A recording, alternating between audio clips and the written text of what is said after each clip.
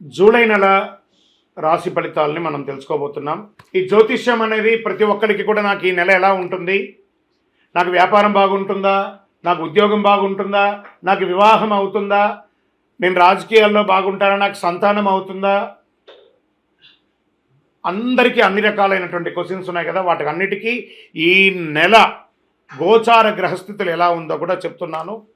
బాగా గుర్తుపెట్టుకోండి, జాతకం పడుతున్న వర్షానికి ఒక గొడుగు మాత్రమే, కానీ జాతకం జీవితం కాదు.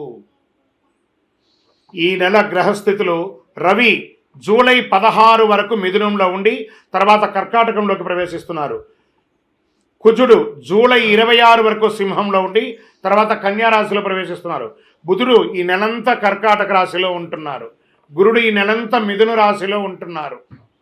శుక్రుడు జూలై 24 వరకు వృషభ రాశిలో ఉండి తర్వాత మిథున రాశిలోకి ప్రవేశిస్తారు. శని ఈ నెలంతా మీనరాశి, రాహు ఈ నెలంతా కుంభరాశిలో ఉంటారు, కేతు ఈ నెలంతా సింహరాశిలో ఉంటారు. గోచార గ్రహస్థితులు బట్టి ఈ నెల రాశి ఫలితాలన్నీ ప్రిడిక్ట్ చేయడం జరుగుతుంది. మీ వ్యక్తిగత జాతకానికి ఇదొక 30 నుంచి 40% మాత్రమే వర్తిస్తుంది.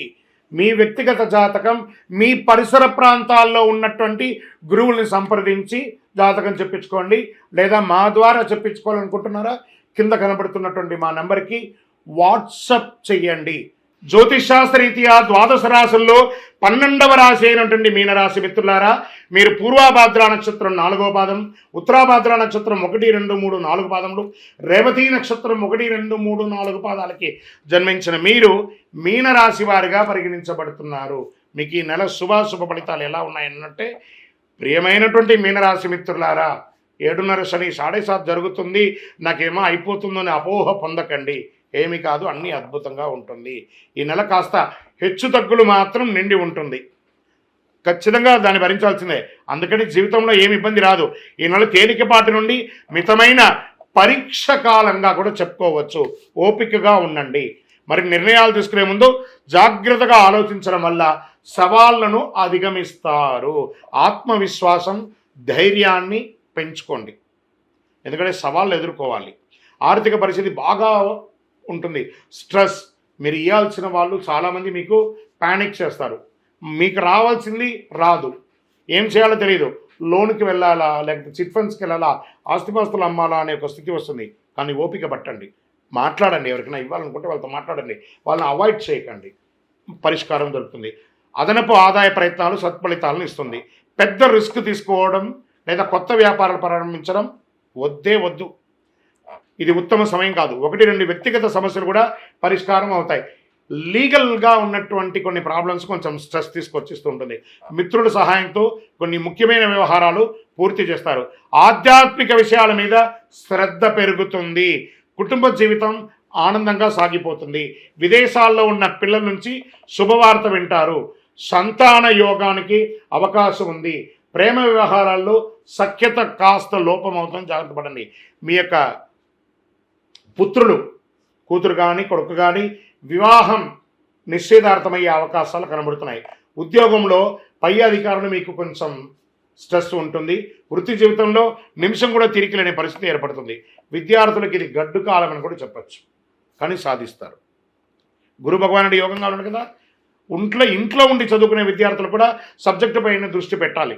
మొత్తం చదువులపైన గొప్ప ప్రభావం చూపిస్తుంది. చాలా జాగ్రత్తగా చదవాలి. రాజకీయ నాయకులకి ఇది గడ్డు కాలమే అండి, జాగ్రత్తగా ఉండాలి. తస్మాత్ జాగ్రత్త. మీకు దస్తావేజులు, డాక్యుమెంట్స్ అన్నీ ఉంటాయి కదా, జాగ్రత్త. మిస్ప్రాపర్ అవ్వకుండా, లేదా లైసెన్స్ రెన్యువల్ అవన్నీ కూడా ఇబ్బంది ఉంటే చూసుకోండి. వ్యవసాయదారులకి చాలా బాగా ఉంటుంది.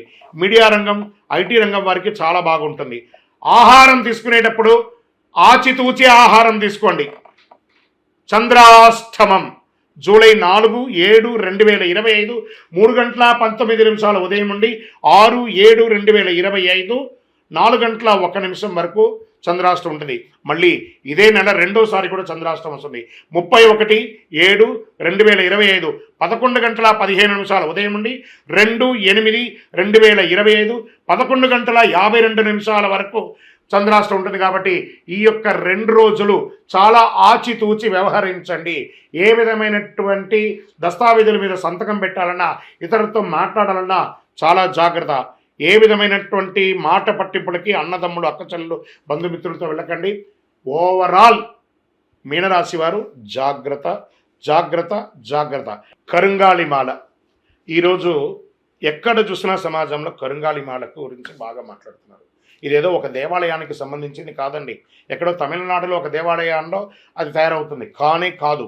ఇది వెస్టర్న్ ఘాట్స్లో తయారై కరుంగాలి కట్టే అంటారు. ఈ యొక్క మాల అద్భుతమైనటువంటి కట్ట, ఆ యొక్క కర్రతో తయారు చేస్తుంది. చాలా అతి శక్తివంతమైనటువంటి ఈ యొక్క మాల ఒట్టిగా మాలగా తయారు చేస్తుంది. దాంట్లో ఒక రకమైనటువంటి శక్తి ఉంటుంది. కానీ దానికి శక్తిని ఇంకా కొంచెం పెంచడానికి ఒక 48 రోజులు పూజ చేసి, సుదర్శన చండీ హోమాదులన్నీ కూడా చేసి, దీనికి సంపుటి చేసి, ఆరాధన చేసి, ల్యాబ్ టెస్ట్ చేసి మరి సిద్ధంగా ఇస్తున్నాం.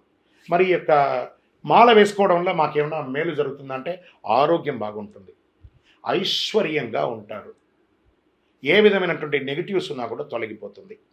మరి ఎప్పుడు వేసుకోవాలి మాల? మంగళవారాల్లో ధరించడం అనేది మంచిది.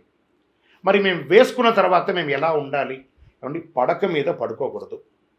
మీరు మాల ఏ రోజైతే వేసుకుంటారో ఆ రోజు మధుమాంసాలకి దూరంగా ఉండండి, చావులకు వెళ్ళకండి. మలమూత్రం వెళ్ళినప్పుడు దాన్ని ధరించకుండా పక్కన పెట్టి వెళ్ళి వచ్చిన తర్వాత కాలు కడుక్కొని మళ్ళీ వేసుకోండి. భయపడాల్సిన అవసరం లేదు. ఇంకోటి జాగ్రత్త పడాల్సింది ఏమైనా ఉందంటే, మార్కెట్లో తక్కువ ధరకు చాలా అట్రాక్ట్ చేసి ఆన్లైన్లో చాలామంది మోసం చేస్తున్నారు. జాగ్రత్త పడండి. ఇది అంత సామాన్యంగా దొరికే మాల కాదు. ఎవరు పడితే వాళ్ళు ఇచ్చేయడానికి. మీరు అడగండి ఎవరినైనా, మీరు ఎక్కడ పూజ చేశారు, దీనికి ఏంటి శాండిటీ ఏంటి, దీనికి పవర్ ఏంటి, ఎవరు ఇస్తున్నారు, ఏ గురుగారు ఇస్తున్నారని అడగండి. ఆ గురుగారి దగ్గర రీచ్ అయిన తర్వాత ఈ మాలను పొందండి. మళ్ళీ మాలను పొందిన తర్వాత మేమేం చేయాలి, అదొక క్వశ్చన్ ఉంటుంది. ఏమంటే ఇప్పుడు మీ ఫోన్ వాడుతున్నారు కదా, ఏదో ఒక కంపెనీ ఫోన్ వాడతారు. ఆ కంపెనీ వాడు ఛార్జర్తో సహా ఇచ్చేస్తాడు డబ్బులు పెట్టి. ఆ ఫోన్ ఇచ్చేంత వాడు మొదట కొంచెం ఛార్జ్ ఉంటేనేమో, ప్రతిరోజు అది పని చేయాలంటే మనం డైలీ ఛార్జింగ్ పెట్టుకోవాలి. అలాగే ఈ మాలకు ఇంకా పవర్ పెరగాలంటే ఈ మాలను చేతిలో చక్కగా ఇలా పెట్టుకొని ఉదయం స్నానం చేసిన తర్వాత ఈ మాలను ఒక మంత్రం ఇస్తాం. ఆ మంత్రాన్ని చెప్పి జపం చేసుకోండి. అప్పుడు అందులో పవర్ పెరుగుతుంది. ఆల్రెడీ 48 రోజులు చేసిన పూజ పవర్ ఉంటుంది. మీరు కూడా ప్రతిరోజు ఆ జపం చేసుకోవడం వల్ల ఇంకా ఈ మాలకు శక్తి పెరుగుతుంది. అప్పుడు మీరు అన్ని రకాలైనటువంటి ఫలితాలను పొందుతారు. మాల కావాల్సిన వారు మా ఈ ఫోన్కి వాట్సాప్ చేయండి మాల కావాలని. తప్పకుండా మా అడ్మిన్స్ మీకు రిప్లై ఇస్తారు. స్వామి మాకు ఏమైనా పరిహారం ఉందా, ఆరాధించాల్సిన దైవం ఏమైనా ఉందంటే కాలభైరవాష్టకం చెప్తూ ఉండండి, ఆదిత్య హృదయం చెప్పండి. ఆరోగ్యానికి మీ యొక్క ఇష్టదైవాన్ని ప్రార్థన చేయండి. ప్రతిరోజు ఒక ప్రదక్షిణం నవగ్రహాలకి పక్కన ఉన్న దేవాలయంలో ప్రతిరోజు వెళ్ళండి. ఒక 5 నిమిషాల పని, ఒక 19 ప్రదక్షిణాలు నవగ్రహాలకి తిరిగి రండి. ఆ శని భగవానుని ప్రార్థన చేయండి. నాలిక మీద వచ్చి కూర్చున్నాడు సాడేసార్. జాగ్రత్త. ఏం చెప్పాలి ఆయన దగ్గర? దేహి మే బుద్ధి వైశిష్ట్యం, దేహి మే నిత్య యౌవనం, దేహి మే పరమానందం, దేవదేవ జగత్పతే శనేశ్వర, నువ్వు తప్ప మాకు వేరే దిక్కు లేదు, అన్యదా శరణం నాస్తి అని ఆయన పాదాలను పట్టుకోండి. అన్ని సమస్యలు తొలగిపోతాయి. శుక్రవారాల్లో అమ్మవారికి రావుకాల సమయంలో నెయ్యి దీపం వెలిగించండి. ఇంకనూ మీ వయస్సు ఎంత ఉందో అన్ని దీపాలను శని భగవాన్ని ముందర వెలిగించండి నువ్వుల నూనెతో. స్వామి మేము మా శారీరకంగా మాతో పాటు చేసినటువంటి యొక్క సేవ అని ఆ యొక్క శని భగవాన్ని ప్రార్థన చేయండి. మీ వ్యక్తిగత జాతకం కావాలంటే కింద నంబర్కి మీ పేరు, ఊరు, date of birth, time of birth WhatsApp చేయండి. ఇంకా మీ సమస్యలన్నీ కాస్త పరిష్కరించుకోవడానికి మీరందరూ కూడా క్షేమంగా ఉంటారు. ఇంకను ఈ 12 రాశి ఫలితాలు పొందినవారు, 12 రాశుల్లో ఉన్న ప్రతి ఒక్కరు కూడా మీరందరూ కూడా ఆయురారోగ్య ఐశ్వర్య భోగభాగ్యాలతో ఉండాలని అఖిలాండ కోటి బ్రహ్మాండ నాయకుడు శ్రీ ధర్మశాస్త్ర అయ్యప్ప స్వామి వారిని ప్రార్థన చేస్తూ, తిరుపతిలో 18 అవతారాలుగా కొలువై ఉన్నటువంటి అయ్యప్ప స్వామి వారి దేవాలయం జీవకోణలో ఉంది. ఆ దేవాలయాన్ని వచ్చి దర్శనం చేసుకోండి. జీవితంలో భాగ్యం ఉంటేనే, రాసి పెట్టి ఉంటేనే ఆ దేవాలయంలో అడుగు పెట్టగలరు. ఆ దేవాలయంలో వచ్చి దర్శనం చేసుకోండి, అష్టైశ్వర్యాలు పొందండి. మీకోసం ఎప్పుడు ప్రార్థన చేస్తూ ఉంటాను.